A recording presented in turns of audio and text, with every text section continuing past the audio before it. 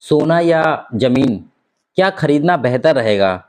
आज के समय में हर इंसान चाहता है कि उसका जो इन्वेस्ट हो, ऐसी जगह हो जिससे बेहतर रिटर्न वापस हो। जो छोटे निवेशक होते हैं यानी कि जिनके पास पूँजी कम होती है वो लोग सोने में इन्वेस्ट कर सकते हैं। मान लेते हैं कि ₹10,000 आपके पास है या 25,000 है या 30,000 है, तो उतने में आप सोना लेकर सोने में इन्वेस्ट कर सकते हैं। अगर इसी बात को हम तुलना करें ज़मीन से, तो ज़मीन आप 10,000 में नहीं खरीद पाएँगे। इसलिए जो छोटे निवेशक होते हैं, वो सोने में इन्वेस्ट कर सकते हैं। ज़मीन का जो बिज़नेस होता है, वो बिल्कुल एक अंधों का बिज़नेस होता है। यानी कि आप बिल्कुल आँख बंद करके इसको खरीद लीजिए अगर भूमि सही है और इसके रिटर्न आपको मिलने ही मिलने हैं। ऐसा बिज़नेस है जिसमें कभी भी उतार-चढ़ाव नहीं आता है और हमेशा रेट बढ़ने ही बढ़ने हैं। कोई भूमि ले लेते हैं, तो भूमि में जो आपने इन्वेस्ट किया और जो समय बढ़ता है, तो ज़मीन के भी रेट बढ़ते रहते हैं। और दूसरा इसमें ये बात है कि आपके पास कोई भूमि है, तो आप उसपे खेती कर सकते हैं। जब खेती करेंगे, कोई फसल उगाएँगे, तो उससे आपकी आय होगी। अगर आप खेती करना नहीं चाहते हैं, तो उसको किराए पे दे सकते हैं किसी और को खेती करने के लिए, तो उससे आपको इनकम हो जाएगी। यानी कि एक फिक्स इनकम आपको रेगुलरली होती रहेगी। जबकि सोने के केस में ऐसा नहीं होता है। आप सो